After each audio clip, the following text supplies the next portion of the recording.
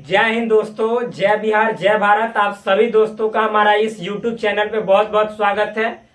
तो आज के इस क्लास में हम शुरू करने जा रहे हैं एक बहुत ही खास इम्पोर्टेंट टॉपिक, जिस टॉपिक को पढ़ने के बाद आपका काम हो जाएगा आसान और आप बना लेंगे समाज में अपना नाम, क्योंकि जब आपको मिलेगा बल तो सारे प्रश्न होंगे आपसे हल। तो शुरू करते हैं क्लास 11th के मैथमेटिक्स का जो पहला चैप्टर है, चैप्टर 1, जिसको सेट थ्योरी के नाम से जाना जाता है, यानी समुच्चय सिद्धांत के नाम से।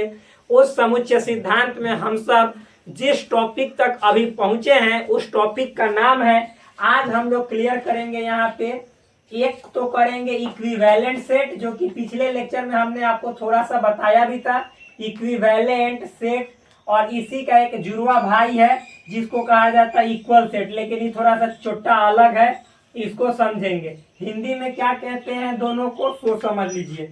इक्विवेलेंट सेट को हिंदी में कहा जाता है समतुल्य समुच्चय, समतुल्य समुच्चय, समुच्चय। और इक्वल सेट को कहा जाता है बराबर समुच्चय, या समान समुच्चय भी लिखा रहता है, बराबर या इसी को समान समुच्चय भी कहा जाता है।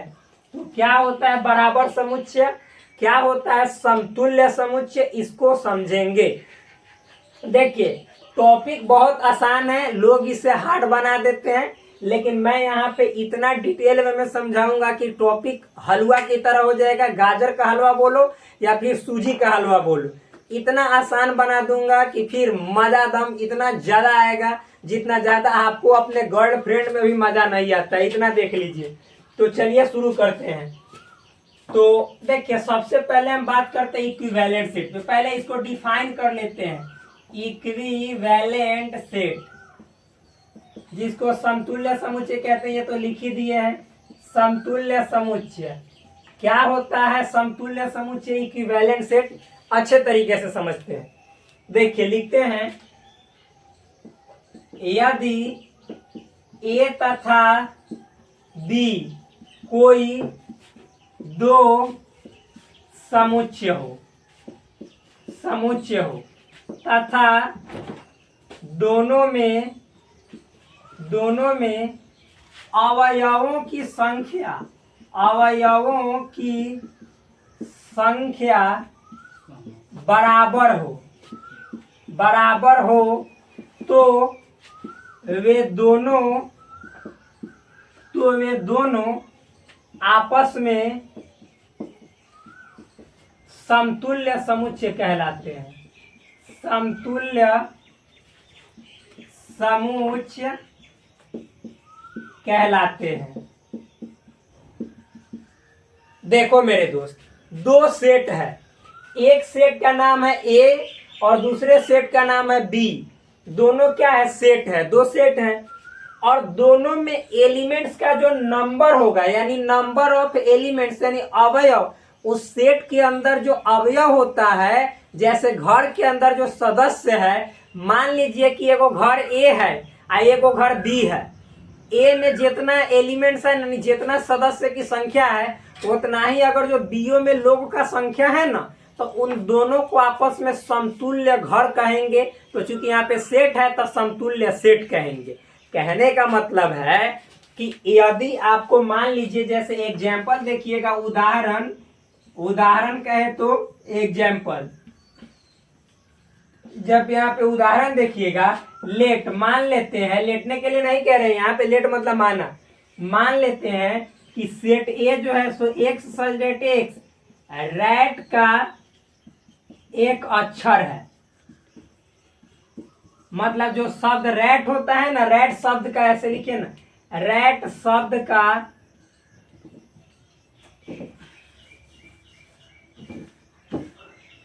एक्स सजेट एक्स, रैट शब्द का एक अक्षर है। देखिए दूसरा सेट है बी। मान लीजिए यहाँ पे लिख रहे हैं हम आपको, सपोज ब्लू से लिख दे रहे हैं, एक्स सजेट एक्स नेट शब्द का, नेट शब्द का एक अक्षर है। अच्छा मेरे दोस्त, अब आप ही बताओ ये दोनों जो है सो किस रूप में लिखा हुआ है, सेट बिल्डर फॉर्म में है कि रोस्टर फॉर्म में है। तो चूंकि एक्स सच दैट एक्स जहां दिखे ये सेट बिल्डर फॉर्म हो जाता है। यदि रोस्टर फॉर्म और सेट बिल्डर फॉर्म को पूरा डिटेल में समझना है तो आप हमारे पीछे वाला लेक्चर को, वीडियो को, क्लास को देख सकते हैं। और प्लीज यदि चैनल पे नए हैं तो भाई चैनल को सब्सक्राइब अवश्य करो, और वीडियो अच्छा लगे तो वीडियो को लाइक जरूर ठोको। चाहे आप अपने जीभ से चूम कर करो या फिर हाथ से थूर कर करो, किसी भी तरह से सब्सक्राइब और लाइक अवश्य हो जाना चाहिए। इससे हमें सपोर्ट मिलता है, और साथ ही साथ यदि आप हमारे चैनल से जुड़ जाइएगा तो आपको जरूर बेनिफिट मिलेगा, क्योंकि एक एक चैप्टर का जितने जो टॉपिक्स हैं उन सभी टॉपिक्स को ऐसे ही क्लियर किया जाएगा। तो देख लीजिए यहाँ पे, ऐसे समझिए। तो आप बताइए हमने क्या बोला है कि दो सेट हो, ए बी कुछ भी मान सकते हो भाई, आप डी और ई भी मान सकते हो दो सेट, आप ई और एफ भी मान सकते हो, कोई दिक्कत नहीं है, कुछ भी हो सकता है सेट में। तो मान लीजिए कि ए और बी दो सेट है। अब इसमें एलिमेंट्स के नंबर देखना है, संख्या। तो देखो जब इसको आप रोस्टर में बदलोगे ऐसे ही, तो देखो 1 2 3 एलिमेंट है, क्योंकि जब एक को हम रोस्टर फॉर्म में यहाँ पे लिखेंगे तो सेट ए बराबर क्या हो जाएगा, RAT। रोस्टर में लिखने का नियम है एलिमेंट्स को कॉमा लगाकर लिखना। और बी बराबर क्या हो जाएगा, तो एक्स सजेट एक्स, नेट का एक अक्षर है तो NET। अब भाई बताओ मेरे, हम पूछेंगे आपसे, कल बताए थे cardinal number of finite set. तो कार्डिनल नंबर किसको कहा जाता है, सेट ए में जितने एलिमेंट्स होंगे उसके संख्या को कार्डिनल नंबर बोला जाता है। यानी इसको ऐसे लिखा जाता है NA, इसको पढ़ा जाता है सेट ए में अवयवों की संख्या, यानी इंग्लिश में नंबर ऑफ एलिमेंट्स। क्या, number of elements in set A बराबर, आप ही बताओ कितना, 1 2 3, तो 3 एलिमेंट है तो 3 लिखेंगे। फिर देखो अब मान लीजिए मेरे दोस्त, इसको लिखेंगे तो इसको लिखेंगे NB, और इसको पढ़ते हैं number of elements in set B. Set B में अवयवों की संख्या, आप ही बताओ 1 2 3, 3 है ना तो 3 लिखेंगे। तो मेरा यहाँ पे जो परिभाषा लिखा हुआ था, जो डेफिनेशन था, वो क्या कह रहा था कि दो सेट लो और उसमें एलिमेंट्स के संख्या बराबर देखो, हूबहू नहीं देखना है, यानी सेम टू सेम एलिमेंट नहीं देखना है, बल्कि एलिमेंट्स की संख्या, नंबर्स को देखना है। तो दोनों में नंबर्स बराबर है ना, तो जब बराबर नंबर्स हैं तो यानी कहने, एक सेकंड पहले देख लेते हैं कि वीडियो में इससे नीचे लिखने पे दिखाई दे रहा है कि नहीं, प्लीज एक सेकंड। हाँ दिखाई दे रहा है मेरे दोस्त, चलेगा। तो यानी अब हम देखेंगे कि नंबर जब दोनों में अवयवों की संख्या बराबर हो गई, नंबर्स बराबर हो गए, तो सेट ए यानी लिखेंगे ए एवं बी दोनों समतुल्य समुच्चय है। यही है समतुल्य समुच्चय। इतना समझने के बाद, इतना समझ जाने के बाद यदि इस परिभाषा को ध्यान समझिएगा, हम अन्य रूप में लिखे, दूसरे रूप में लिखे, तो कैसे बोलेंगे कि दो सेट समतुल्य सेट होते हैं। तो चलिए अब उसको जरा समझ लेते हैं, ठीक। तो चलिए दोस्त, इतना समझ में आया होगा, हमें पूर्ण विश्वास है। तो इतना मिटा दे। अब मान लीजिए एक और एग्जांपल दे दे रहे हैं यहाँ पे, आप लोग नीचे लिखिएगा, क्योंकि हम नीचे लिखेंगे तो आप लोग पीछे हो जाइएगा, दिखाइए नहीं देगा तो कैसे उतारेंगे, आंख से आंख हंसते हुए भी अंधा हो जाइएगा। तो प्लीज हम यहाँ पे दे रहे हैं, मान लीजिए कि सेट ए है या मान लीजिए सेट डी है, तो सेट डी में मान लीजिए AEIOU है इस तरह से, और सेट ई मान लीजिए है एक, उसमें 2 4 6 8 10। अब हम यदि आपसे पूछे कि आप बताइए नंबर ऑफ एलिमेंट्स, इसको number of elements in set D पढ़ते हैं तो कितना है, तो आप बोलेंगे 1 2 3 4 5, कि सर 5 है।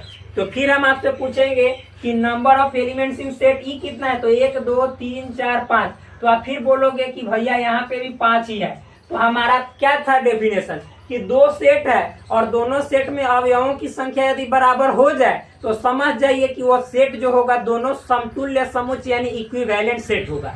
तो लिखेंगे चूंकि number of elements in set D बराबर है number of elements in set ई के, इसलिए ए एवं बी दोनों क्या है, दोनों समतुल्य है। आप लोग प्लीज लिख लीजिएगा क्योंकि हम साथ साथ बोलते भी हैं, समतुल्य समुच्चय है। तो चलिए ये वाला टॉपिक इतना क्लियर हो गया। अब एक टॉपिक और बताएंगे और उसके बाद अपने वीडियो को समाप्त करेंगे, जिस टॉपिक का नाम है इक्वल सेट्स। तो प्लीज मेरे भाई सबसे पहले तो इसको दूसरा लैंग्वेज में कैसे लिखते हैं उसको समझ लेते हैं, ठीक। तो चलिए इसको मिटाते हैं और आगे के काम को यहाँ पे लिटा देते हैं, अगला टॉपिक को लिटा देते हैं, इस पे सुला देते हैं। तो पहले तो इसी टॉपिक को दूसरे तरीका से सुलाना है, क्योंकि छोटा ऐसे सुता ना तो इसको नींद नहीं पूरा हुआ, और जब नींद नहीं पूरा होगा तो दूसरे को परेशान करेगा। जैसे इक्विवेलेंट सेट अच्छा से सोया नहीं था, आपके दिमागों को परेशान कर रहा है। तो चलिए इसको दूसरे लैंग्वेज में भी समझ लेते हैं कि इक्विवेलेंट सेट होता क्या। दाएं करवट सुताए थे तो उसका लीवर किडनी सब फेल हो रहा था, तो बाएं करवट सुलाए। और आप लोगों को भी ध्यान देना चाहिए, हमेशा अपने जीवन में बाएं करवट सोना चाहिए। बाएं मतलब लेफ्ट साइड करके ऐसे सोना चाहिए, क्योंकि इससे आपका जो पाचन तंत्र होता है वह हमेशा मजबूत बना रहता है, स्ट्रांग बना रहता है, और जीवन भर आप कभी भी कब्ज बार बार जो बाथरूम का चक्कर है नहीं लगाते हैं। तो ये बात भी सीखना चाहिए। तो चलिए मिटाते हैं यहाँ पे। चलिए देखिए अगला, इसी को अगले डेफिनेशन के रूप में देखते हैं। आप लोग प्लीज मेरे दोस्त यदि चैनल पे नए हैं तो चैनल को सब्सक्राइब जरूर कीजिएगा भाई, और वीडियो अच्छा लगे तो वीडियो को लाइक जरूर ठोकिएगा। चाहे आप गुलाब का फूल मारकर ठोको, चाहे आप चमेली का तेल डाल के ठोको, लेकिन किसी भी तरह से लाइक और सब्सक्राइब एकदम ठोक के छोड़ना है। जब आप रोकिएगा तब फिर मतलब हम आपको यहाँ से तेल झोंकेंगे। किस लिए? जब तेल का जब सुगंध जाएगा ना तो आप कहिएगा कि वाह वही उसी चैनल से आ रहा है, तो तुरंत लाइक ठोकिएगा। याद आ जाएगा कि वो तेल का सुगंध मतलब लाइक का यहाँ पे हमको एहसास कराया जा रहा है। तो एहसास जब होगा तो लाइक ठोकिएगा। तो अगला देखिए, इसी को हम अगले रूप में कैसे रिप्रेजेंट करेंगे। ये महाराज तो दम अभी सूख ही नहीं रहे, बारिश इतना ना हुआ ना। अरे कल योग दिवस था, मालूम है कि ना, 21 जून था, कल इंटरनेशनल योगा डे था। तो इतना ना बारिश हो गया योग दिवस के मतलब दिन पे कि क्या बताएं। तो चलिए यहाँ पे उसी बारिश के कारण ही जल्दी जल्दी नहीं मिट रहा है ना, तो थोड़ा सा अच्छा गर्मी रहता ना तो योग बेशरम हो जाता, तुरंत कहता कि बा हम सूख जा रहे हैं। काला तुमसे परेशान करवाई, इसको ऐसे छुआने में मन लग रहा है। जैसे जैसे इसको ऐसे ऐसे लगा रहे हैं ना, खूब अच्छा इसको आनंद आ रहा है। चुट्टा ये बोर्ड सूखो ना। चलिए आप देखिए यहाँ पे हम इसी समतुल्य समुच्चय को थोड़ा सा पलट के मतलब समझते हैं, ठीक। आगे देखिए, तो यहाँ पे मतलब समतुल्य समुच्चय है, ब्लैक का यूज करते हैं, रेड का भी यूज करेंगे जरूरत के अनुसार। तो यहाँ पे लिखते हैं समतुल्य समुच्चय, यानी इसी को कहते हैं इक्विवेलेंट सेट। आप देखिए मेरे दोस्त, देखिए चूंकि आप मैथ के स्टूडेंट है तो मैथ के ना रूप में ज्यादा लिखिएगा।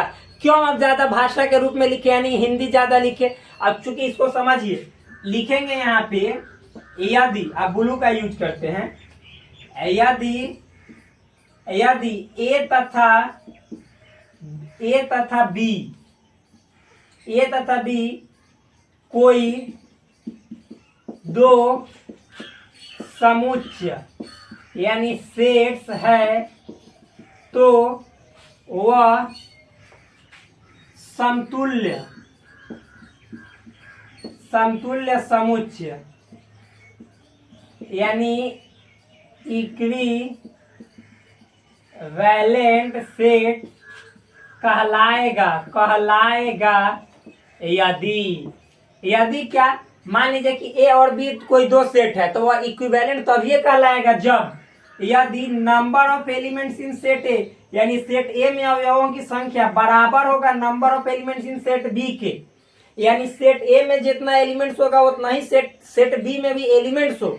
जब ऐसा हो गया, यदि number of elements in set A बराबर number of elements in set B हो, जब ऐसे हो गया तो वह समुच्चय क्या कहलाएगा, तो वह समुच्चय कहलाएगा इक्विवेलेंट सेट यानी समतुल्य समुच्चय। क्या कहलाएगा? इक्विवेलेंट सेट यानी समतुल्य समुच्चय। कोई दिक्कत? और सुनिए यहाँ पे लिख देते हैं समतुल्य समुच्चय को प्रतीक मतलब एक सिंबल होता है, सिंबल इस तरह का सिंबल होता है, इसको ब्लैक से लिखते हैं, से सूचित करते हैं या दिखाते हैं, सूचित करते हैं या दर्शाते हैं, जो भी लिखे ना, दर्शाते हैं।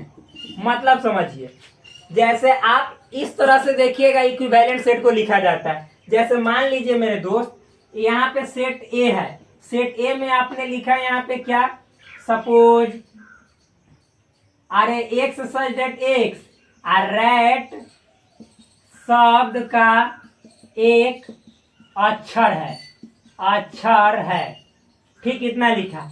और सेट बी बराबर आपने लिखा एक्स सच दैट एक्स, यहाँ पे लिखा डैट शब्द का एक अक्षर है, क्या है, डैट शब्द का एक अक्षर है, अक्षर है। तो आप देखिए हमने क्या बोला है कि दोनों सेट में एलिमेंट्स की संख्या बराबर होनी चाहिए।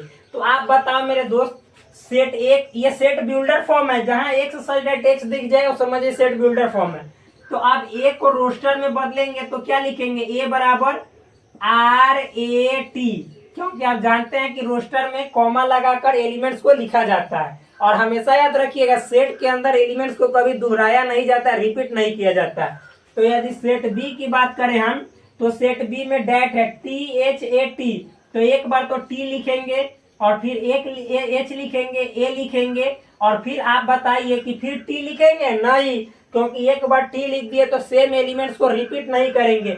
और इतना नीचे तक दिखाई दे रहा है, अरे यार बोलिए, कमेंट में आप बोलिएगा, अरे वाह बहुत मस्त है भाई, दिखाई दे रहा है, अरे बहुत अच्छा। हमको तो लगा नहीं दिखाई दे रहा, मेहनत पर पानी फिरेगा, लेकिन नहीं, वीडियो भी समझता है कि भाई इसके दुख को समझ जाते हैं।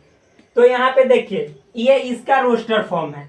तो आप बताइए कि इसमें आप देखिए कि 3 एलिमेंट्स, यानी हम पूछेंगे number of elements in set ए, तो कितना, 3, 1 2 3 गिनती आता है कि ना आता है तो जाइए हमारे चैनल में प्लेलिस्ट पर हुए नंबर सिस्टम के बारे में जाइए सीख लीजिए। और फिर ये सेट बी में एलिमेंट्स की संख्या की बात करेंगे तो 1 2 3, तो यहाँ पे क्या है, 3 है, तो दोनों में क्या अवयवों की संख्या बराबर है। तो ये लिखेंगे चूंकि number of elements in set A बराबर number of elements in set B, दोनों में कितना है, 3 है, इसलिए A and B equivalent set है। अब लिखने की जरूरत नहीं है इक्विवेलेंट है कि ना है, ए इक्विवेलेंट बी कह दिए ना, इसे संकेत दे दिए, तो इसका मतलब हो जाता है कि ए जो है सो बी के समतुल्य समुच्चय। और ये दिखाई दे रहा है कि ना भाई, अरे शेरों क्या दिखाई दे रहा है, मस्ती से दिखाई दे रहा है, एकदम अंदाज ही बदल दिया आपने। तो इस क्वेश्चंस को समझकर और हमारे लिए यहाँ पे इतना देर रुक कर, तो प्लीज यदि आपको है माइंड में इसको ढुकाना, तो आप अपने मन में एक चीज बैठा लीजिए कि इस चीज को जब तक आप देखेंगे नहीं, समझेंगे नहीं, अपने नोटबुक में उतारेंगे नहीं, तब तक कभी नहीं ये आपके माइंड में रुकेगा। जब मतलब माइंड में ढुकेगा ही नहीं तो आपके कॉपी में और दिमाग में सब दिन के लिए कैसे रुकेगा। तो प्लीज पहले आप मतलब कि माइंड में इसको सेटअप कीजिए, फिर उसके बाद नोटबुक में कॉपी में उतारिए और इसको रिवाइज कीजिए और मस्ती से इसको आगे अपने मतलब जीवन में कहीं पे इस्तेमाल हो रहा है तो बहुत जगह इस्तेमाल होता है। मम्मी क्या करती है समुच्चय को कि समूचा गेहूं बर्बाद कर दिया, समूचा गेहूं मतलब कि कबूतर चुन के ले गया और तुम क्या कर रहा था, अरे छोटा तुमको यहाँ पे देखने के लिए बैठाए थे गेहूं अगोड़ने के लिए, तुम कहाँ मतलब कि बिजी हो गया। वो लड़का तो बिजी था अपना, समझ में आ रहा है ना, वही जो नई वाली मतलब नई नवेली है उसकी अपनी उसके यहाँ। तो उस सब चक्कर छोड़िए, समुच्चय को पढ़िए और समूचा गेहूं बचाइए, ठीक। तो यहाँ पे मतलब कि अगला टॉपिक बढ़े, तो चलिए अगला टॉपिक आते हैं। इस टॉपिक का नाम है बराबर समुच्चय। तो भाई ये समझ में आ गया होगा, हमें पूर्ण विश्वास है। आप लोग सोचते होंगे कि इसका मन उन मतलब कि जैसे खराब होता है कि ना, कि छोटा बोलते रह जाता है, कैसा टीचर है। अरे भाई तो ठीक है, चलिए धीरे धीरे पढ़ाते हैं। बराबर समुच्चय समझ में आता है नहीं तो देखिए आप, सही है। आप कहिएगा कि मर्जिया मास्टर है, मर्जिया चुट्टा है, इसको कुछ आता जाता है कि नहीं है, बड़ा धीरे धीरे बोलता है। इसीलिए तो हम मच के बोलते हैं कि जो आप चूंकि आए हैं किसके यहाँ, एनर्जेटिक आदमी के यहाँ, समझ में आए ना। आप यहाँ पे हुलिया देख के ना मतलब ये नहीं आंकने का कि ये टीचर कैसा है। अरे यार तुम पढ़ के देखो, सेट थ्योरी पढ़ो, रिलेशन पढ़ो, फंक्शन पढ़ो, उसके बाद देखो कि क्या सेट थ्योरी को इतना चटनी बना के चखा दूंगा ना, कि ट्रिग्नोमेट्रिक फंक्शन जो जितने जो अलजेब्रा के चैप्टर्स है ना उसमें तो मुंह ठूस लोगे और जितना है सब देख के बाद घकोर जाओगे अंदर पेट के अंदर। जब जाएगा पेट के अंदर जल्दी नहीं जाएगा खेत के बाहर, समझ में आया ना। आराम से पढ़ा रहेगा, उससे एनर्जी मिलेगा, जैसे एनर्जी मिलेगा क्वेश्चंस का जितना समस्या सब ऑटोमेटिक हल हो जाएगा। तो प्लीज यहाँ पे आप बने रहिए और हमारे चैनल से जुड़ जाइए।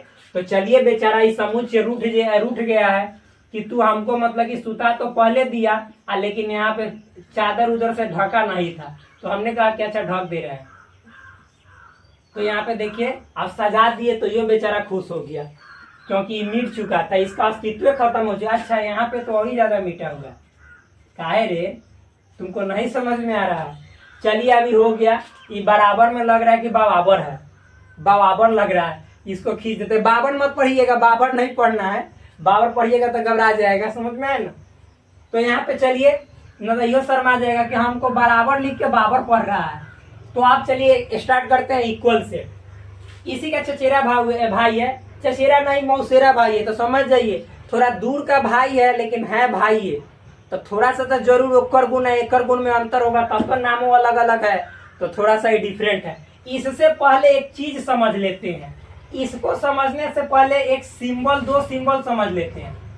सिंबल यानी प्रतीक, सिंपल वे में समझ जाएंगे। प्रतीक देखिए क्या है, एक आप देखे होंगे हैसन प्रतीक, हैसन देखे हैं ना। अरे कहियो तो आंख से नजर मतलब कि ध्यान से किताब पढ़ते होंगे, मैथ का तो देख लेते होंगे ऐसा। एक होता है ऐसा, मतलब यही में एगो हेनहू से थुथुन निकल रहता है, एक होता है ए में एगो थुथुन है। बाप रे बाप, ये अभी सिंगल बेचारा है, आज जब ये डबल हो गया, इसका शादी हो गया तो एनहू से थुथुन निकला, एनहू से थुथुन, दोनों तरफ। बाप रे बाप, बड़ा दिक्कत हो जाएगा ये वाला। तो इसको मालूम है, इसको बोला जाता है, इसको पढ़ा जाता है, लिख देते हैं इसको पढ़ो। क्या पढ़ो? तो इसको पढ़ा जाता है इम्प्लाइज। इम्प्लाइज, इम्प्लाइज का मतलब होता है को इंगित करता है। क्या? को इंगित करता है, इंगित करता है। क्या? को इंगित करता है, या इसका मतलब है तात्पर्य है, तात्पर्य है, तात्पर्य है। ठीक, इम्प्लाइज बोलिए ना, सबसे बेस्ट रहेगा। इसका अर्थ अभी समझाएंगे कि मतलब क्या होता है। आप इसको जो है ना, इसको पढ़ो। इसको क्या पढ़ा जाता है? इसको पढ़ा जाता है implies, implies and implied by, यानी इसको पढ़ा जाता है को इंगित करता है, या को इंगित करता है तथा के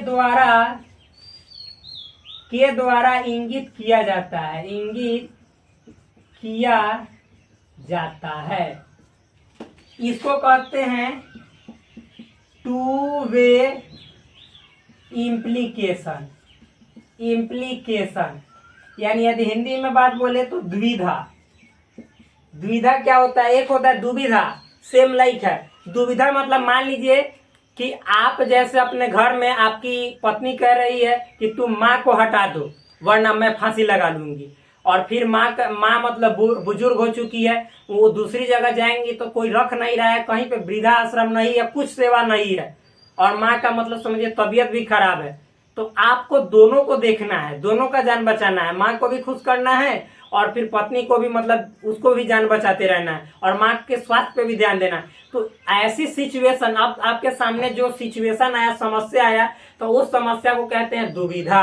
जैसे आपको मतलब कि जैसे मान लीजिए कि पिताजी के इस बार बोर्ड में मतलब कि नहीं तो नहीं 90% मार्क्स लाना है, नहीं तो मैं मतलब कि जो है सो तुमको छोड़कर और दूसरे प्रदेश में चला जाऊंगा और फिर कभी मुड़ कर नहीं आऊंगा। अब भाई आपको बोर्ड में 90% भी लाना है और आप अपना पढ़ाई में जान रहे हैं कि आप पढ़ाई में 85% लाने लायक है, तो 85% आ सकता है, कितना हुमच के पढ़िएगा तो तब तो फिर आपको हमारे यहाँ आना पड़ेगा। यहाँ पे 90% नहीं 95 से अब जाता है। क्यों? क्योंकि यहाँ पे एक एक कॉन्सेप्ट हमारा खुद भाई मालूम है 96 आया था इंटरमीडिएट में, मैट्रिक में तो खुद मैंने 95 मार्क्स लाया था। तो यदि आपको 95 से ऊपर जाना है तो फिर यहाँ पे सुपर क्लास में जुड़ना पड़ेगा। तो उस सिचुएशन को आप भाई अपना पढ़ाई भी देख रहे हैं कि हमारे से तो 85% से ऊपर कितनों पढ़ेंगे तो उठ ही नहीं पाएगा। आप पिताजी अंत में छोड़िए के चले जाएंगे, माँ अकेले, आप भी अकेले, और आपको बनना है अच्छा खासा मतलब कि ऑफिसर बनना है, तब क्या होगा? तो उस सिचुएशन को दुविधा कहते हैं। यहाँ पे तो दुविधा त्रिविधा सब आ गया। दुविधा मतलब दो को समस्या से उलझना, आप कैसे उसको सुलझाएंगे, इसी को दुविधा कहते हैं। तो देखिए मेरे भाई, दुविधा का मतलब टू वे इम्प्लीकेशन। तो यहाँ पे द्विधा है। द्विधा मतलब है ना, ये दो को मतलब धारण करता है। एगो को तो इंगितो करता है यानी दर्शाता है, और फिर साथ ही साथ उसके द्वारा दर्शाया भी जाता है। अब देखिए पढ़ेंगे क्या, सो समझिएगा। मान लीजिए कि ऐसे लिखा रहेगा, इस तरह से लिखा रहेगा, तो इसको पढ़ेंगे ए इम्प्लाइज बी, यानी ए बी को इंगित करता है, यानी ए बी को दर्शाता है, ए बी को बताता है। क्या ए बताता है बी को, ए दर्शाता है बी को, ए इम्प्लाइज बी, यानी ए के बदले बी, इसका मतलब ये हुआ। आगे देखिए, फिर इसी तरह से एक और बात, इसको और मतलब पढ़ा जाता है इफ एंड ऐसे लिखते हैं, इफ एंड ओनली इफ, यानी इसको हिंदी में ऐसे इंग्लिश में IFF लिखा जाता है, और हिंदी में इसको पढ़ा जाता है यदि एवं केवल यदि, इसको पढ़ा जाता है। ये वाला साइन को, ये वाला सिंबल को। आप देखिए, मान लीजिए कि ऐसे लिखा रहेगा, इसको पढ़ेंगे ए इम्प्लाइज बी, लिखिए देते हैं ए इम्प्लाइज बी, यानी ए बी को इंगित करता है, यानी ए बी को दर्शाता है। जैसे मान लीजिए, ध्यान समझिएगा, अरे भाई आप हैं, क्या है, आप हैं, तो मान लीजिए कि आपका नाम है राम कुमार, और मान लीजिए कि राम कुमार को कोई कहता है, सपोज ऐसी, राम का नाम क्यों बदनाम करे, मान लीजिए कि आपका नाम है पिंटू, और आपको घरे कहता है चभोकन, तो क्या कहेंगे, चभोकन। तो क्या कहेंगे, पिंटू इम्प्लाई चभोकन, यानी पिंटुआ के मतलब चभोकना को बताता है, यानी पिंटू कहने का मतलब चभोकन। वही बात है, यानी आप ही हो दूसरा, मतलब आपको दूसरा कहेंगे ना तो ऐसा साइन देंगे, ठीक। तो आगे देखिएगा, पिंटू को चभोकन कहा जाता है, लेकिन मान लीजिए कि कोई दूसरा चभोकन है तो उसको आप पिंटू नहीं कह सकते हैं, ये बात। अरे भाई मेरे, सिंपल है यार। अरे ये हमने गलत बता दिया, ठीक, गलत बता दिया। दूसरे तरीके से समझिएगा, सच में मजा से समझा दूंगा यार, सिंपल है, सिंपल। देखो, आप कहोगे कि वाह क्या समझाया तूने भाई।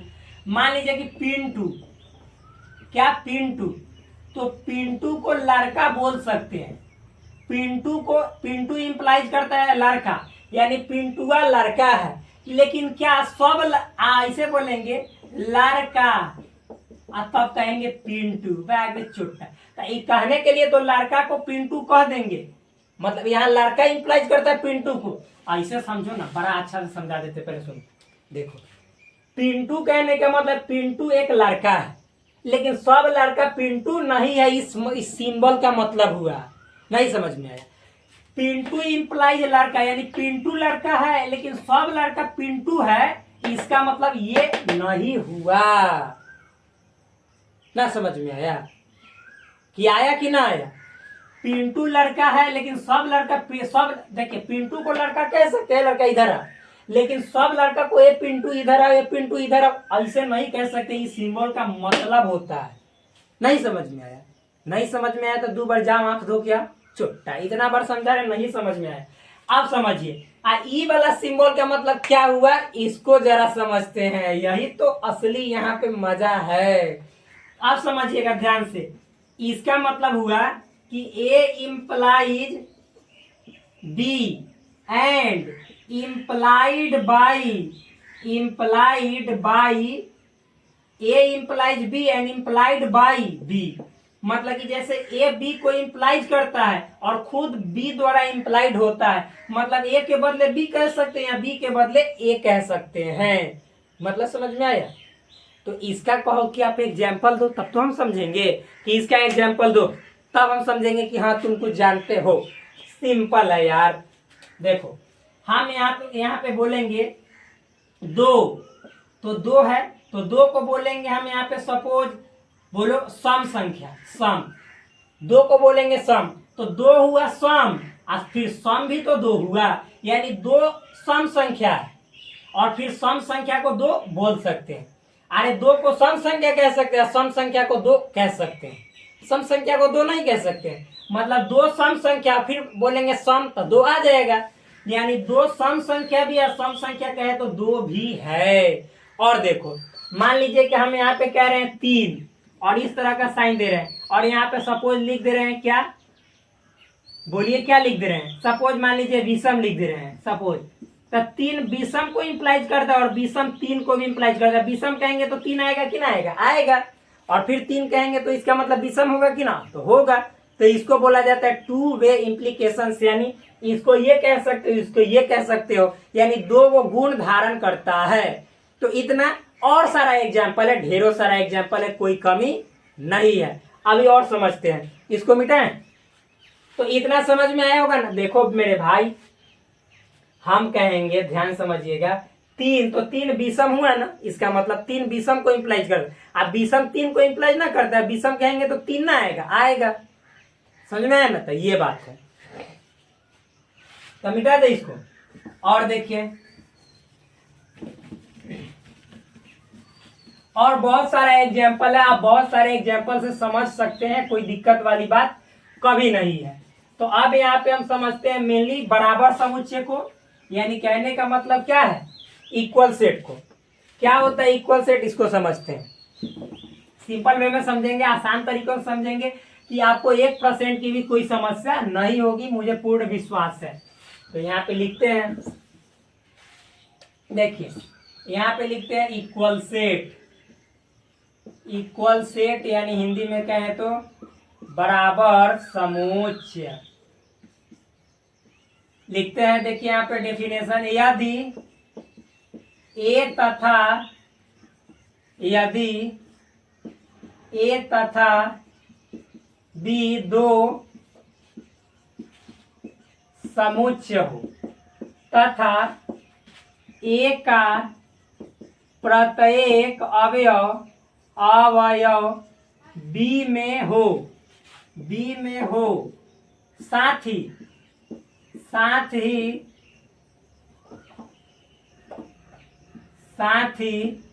बी का भी प्रत्येक अवयव ए में हो, तो वे दोनों आपस में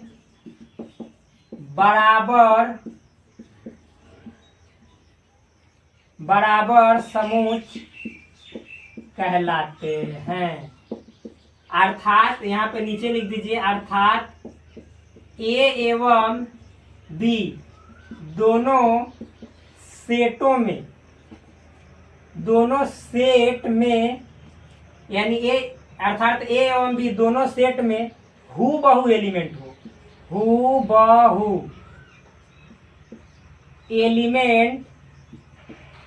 होने चाहिए, इसे लिख दीजिए, होने चाहिए। बस सिंपल है। जैसे 2 को सेट लिया आपने, क्या लिया, 2 को सेट लिया। यहाँ पे देखिए लिखते हैं, मान लीजिए उदाहरण लिखते हैं, एग्जाम्पल है ये। मान लीजिए कि सेट ए लिया, ए बी सी डी, और मान लीजिए कि बी सेट लिया, और यहाँ पे लिख दिया डी ए बी सी। एक बात याद रखिएगा, दोनों सेट में ये जरूरी नहीं है ना कि एलिमेंट्स का जो क्रम है, क्रम कहने का मतलब है कि जौन जगह पे बैठ रहा है, ए पहला जगह पे है तो इसमें भी पहले जगह पे बैठा रहेगा, तो अब ये बराबर होगा, ऐसी बात नहीं है। ए में आपको ए बी सी डी है ना, तो बी में ए बी सी डी ये कहाँ ही हो ना, लेकिन जितना ए में है उतना ही बीओ में है एलिमेंट्स। अब मान लीजिए यहाँ पे डी लिख दिया और यहाँ पे ए लिख दिया, यहाँ पे ए नहीं है, जो कि ये सेट ए में यहाँ पे है और सेट बी में यहाँ पे है, तो ये जरूरी नहीं है कि सेट ए में भी बी में भी यहीं पे हो, कहीं सेट बी में हो, कौनो जगह पे हो, लेकिन दोनों में सेम टू सेम एलिमेंट मिल जाए। ए है तो ए है, बी है तो बी है, तो बी है, सी है तो सी है, डी है तो डी है, तो दोनों सेट में अवयव जो है तो हूबहू है, सेम टू सेम है, तो समझ जाइएगा कि ये दोनों सेट बराबर सेट होंगे।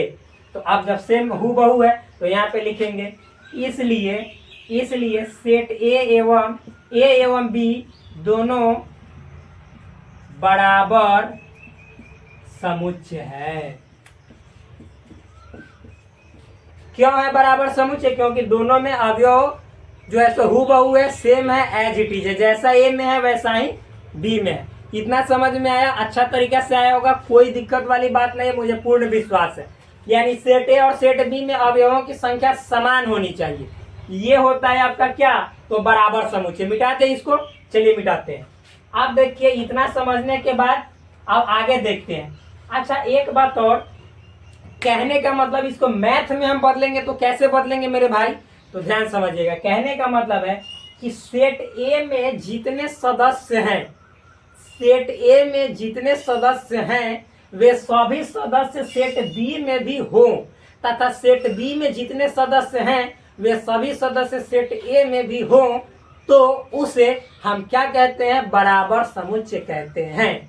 अब समझिए, नीचे लिख देते हैं इसे। इसे मतलब किसे? अरे भाई, बराबर समुच्चय को, इक्वल सेट को, इसे संकेत या प्रतीक, सिंबल बराबर से, बराबर यानी बराबर कहने का मतलब कैसा से दिखाया जाता है? तो बराबर कहने का मतलब ऐसा से दर्शाया जाता है, दर्शाया जाता है। कहने का मतलब है कि सेट ए में जितना एलिमेंट है सेट बी में उतना ही एलिमेंट है, सेम टू सेम है। तो हम ए एवं बी दोनों बराबर समुच्चय है, तो इतना हिंदी में न लिख के हम इसलिए ए बराबर बी ऐसे भी लिख सकते हैं। तो इसी को कहेंगे कि सेट ए बराबर है सेट बी के, ऐसे भी लिख सकते हैं। और सुनिए, अभी जो हमने बताया कि बराबर सेट यानी इक्वल सेट तभी होगा जब सेट ए के जितने एलिमेंट्स हैं, यानी सेट ए के जो सदस्य हैं वही सेट बी के भी सदस्य हैं, और जो सेट बी के सदस्य वही सेट ए के भी सदस्य हैं। कहने का मतलब है, ध्यान समझिएगा, सिंपल है मेरे दोस्त। देखिए अब इसको मैथ में हम कैसे लिखेंगे, इसको मिटा के तब लिखते हैं। इतना तो समझ में आया होगा। अब चलिए इक्वल सेट को दूसरे तरीका से समझते हैं। अभी समझेंगे इक्वल सेट को दूसरे तरीके से, यहां पे समझेंगे। केवल आप लोग सपोर्ट करो भाई। देखो गर्दा न छुड़ा देंगे तब कहना पूरा 11 12 कोई भी हो, कोई दिक्कत वाली बात नहीं है। एकदम गर्दा छूट जाएगा, मैथ तो हलवा बना देंगे, हलवा। अब घुट जाओगे एकदम ऐसे जैसे बोलते हैं ललुआ जी, समझ में है ना? तो इस तरह से। तो देखिए यहाँ पे क्या है, इसी को दूसरे तरह से समझते हैं। यदि दूसरे तरह से यानी अन्य रूप में, अन्य रूप में यानी दूसरे रूप में, अनदर वे। तो अब देखिए, कहने का मतलब है एक्स। एक्स कहने का मतलब क्या है? अरे भाई, कोई भी सेट के अंदर के जितना एलिमेंट रहता है ना, जैसे समझिएगा सेट ए में मान लीजिए ए ई आई ओ यू, क्योंकि एक्स को चर माना जाता है, चर मतलब बदलने वाला। तो सेट ए में ही ए ई आई ओ यू 5 गो एलिमेंट है ना, 5 गो। तो ये पांचों को ही एक्स का मतलब हो गया। यानी एक्स का मतलब होता है सेट ए में जितना एलिमेंट है वो सबको एक्स कहते हैं। यानी एक्स का मतलब ए भी हुआ, एक्स का मतलब ई भी हुआ, एक्स का मतलब आई भी हुआ, एक्स का मतलब ओ भी हुआ, एक्स का मतलब यू भी हुआ। तो कहने का मतलब एक्स यानी सेट ए का ही सदस्य है। तो जितना एक्स सेट ए में होगा इंप्लाइज करता है, यानी दर्शाता है कि वो सब सेट किस में होगा? वो सभी एलिमेंट्स सेट बी में भी होगा। यानी ऑल एलिमेंट्स सेट बी के भी क्या होंगे? मेंबर होंगे, सदस्य होंगे। सेट ए में जितने एलिमेंट हैं, एक्स ये दर्शाता है कि सेट ए में ऑल एलिमेंट्स, तो सेट ए में जितने एलिमेंट जैसे ए ई आई ओ यू, वही इसके कहने का मतलब है वही एलिमेंट्स सेट बी में भी हो। तथा सेट, अब इसको ऐसे कीजिए, सेट बी में जितने एलिमेंट्स हैं, एक्स कहने का मतलब है कि सेट बी में जितने एलिमेंट्स हैं इंप्लाइज करता है, वह बताता है कि वही एलिमेंट्स सेट ए में भी हो। तब ये जो ए और जो बी है, ये ए और बी जो है, मतलब यहाँ का ए यहाँ का बी, तो ये ए और जो बी है दोनों बराबर समुच्चय यानी इक्वल सेट होते हैं। यही क्या हो गया? Equal set. इसी को कहते हैं इक्वल सेट यानी बराबर समुच्चय। यही है आपका इक्वल सेट। कहने का मतलब कि देखिए, जैसे मान लीजिए यहाँ पे ए है, ए ई आई ओ यू, ठीक, और एक यहाँ पे मान लीजिए कि बी है, ये है ए ओ यू आई ई, इतना है। तो आप बताओ, एक्स कहने का मतलब एक्स जैसे कहेंगे तो इसका मतलब ए ई आई ओ यू सब, तो ये एक्स कहने का मतलब ए के अंदर के सभी एलिमेंट, सभी अवयव, तो सभी देखिए, तो एक्स कहने का मतलब ये ए के अंदर के जितने एलिमेंट्स हो ए में है, ए में है, तो इंप्लाइज करता है कि वो सभी एलिमेंट्स बी में भी होने चाहिए, तो हैं। और साथ ही साथ बी में जितने एलिमेंट्स हैं वो सभी एलिमेंट्स मतलब ए में भी हैं, तब ए और बी को हम इक्वल सेट कहेंगे, बराबर समुच्चय कहेंगे। एक भी एलिमेंट ज्यादा या कम किसी में हो जाएगा तो वह इक्वल सेट नहीं होगा। जैसे मान लेते हैं कि ए में आपको है ए ई आई ओ यू, और बी में सपोज है ए ई आई ओ, यू के बदले यहाँ पे मान लीजिए वाई है, या फिर मान लीजिए कि जैसे वी है। तो आप बताइए ए के जितना एलिमेंट्स हैं, मतलब एक्स क्या दर्शाता है कि ए के सभी एलिमेंट, ठीक है भाई, तो ए के सभी एलिमेंट बी में भी होने चाहिए। तो एक्स का ए देखिए, ए एक्स का मतलब ए हुआ, तो ए मतलब कि तो ए में है, लेकिन यही देखिए तो ए बी में है, तो हाँ है। फिर ई देखिए, ई का मतलब ही एक्स हुआ, तो ई ए में है, यही ई बी में है, तो हाँ है।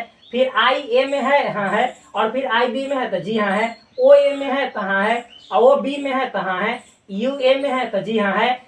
यहाँ पे देखिए तो इसमें बी में यू है नहीं, यानी कहने का मतलब जैसे ए को एक्स जो यहाँ पे यू था ए में जो था वो बी में नहीं है, तो जैसे बी में नहीं है तो ये बेचारा यहीं से सही है। सही कहने का मतलब बराबर समुच्चय होगा नहीं, यानी इक्वल सेट नहीं होगा, तो इसको लिखेंगे ए बराबर नहीं है बी के। यही तो है इक्वल सेट, यही तो है बराबर समुच्चय। बस इतना समझ में आ गया। एक सबसे इंपॉर्टेंट बात आपके सामने बतलाने जा रहा हूं, और इसी के साथ मैं अपने इस क्लास को करता हूं समाप्त, और फिर करते हैं एक नए वीडियो में आपसे मुलाकात। वो टॉपिक क्या है सो समझिएगा।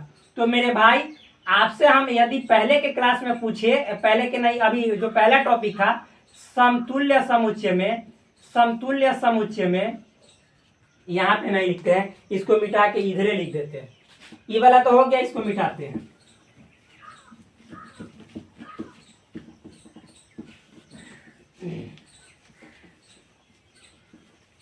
यहाँ पे लिखते हैं, ठीक। यदि हम आपसे पूछेंगे, बताइएगा कि ए है, सॉरी ये नहीं, एक समतुल्य समुच्चय है, समतुल्य समुच्चय है, तो जो समतुल्य समुच्चय है जिसको बोला जाता है इक्विवेलेंट सेट, एक होता है बराबर समुच्चय, बराबर समुच्चय जिसको कहा जाता है इक्वल सेट। तो समतुल्य समुच्चय की यदि हम बात करें तो इसमें आपको क्या पढ़ाया था कि अवयव के संख्या बराबर होना चाहिए, अवयव के संख्या समान होता है, इसमें बराबर होता है, इक्वल होता है। अवयव के संख्या, संख्या मतलब उसका नंबर, नंबर बराबर होता है। इसमें कहा गया है कि सभी अवयव बराबर होना चाहिए, सभी अवयव ही समान होने चाहिए, यानी इक्वल होने चाहिए, समान होना। इसमें अवयव के संख्या बराबर होना, इसमें अवयव के मतलब कि अवयव ही बराबर हो जाना, संख्या तो छोड़ो ना, अवयव बराबर हो जाएगा।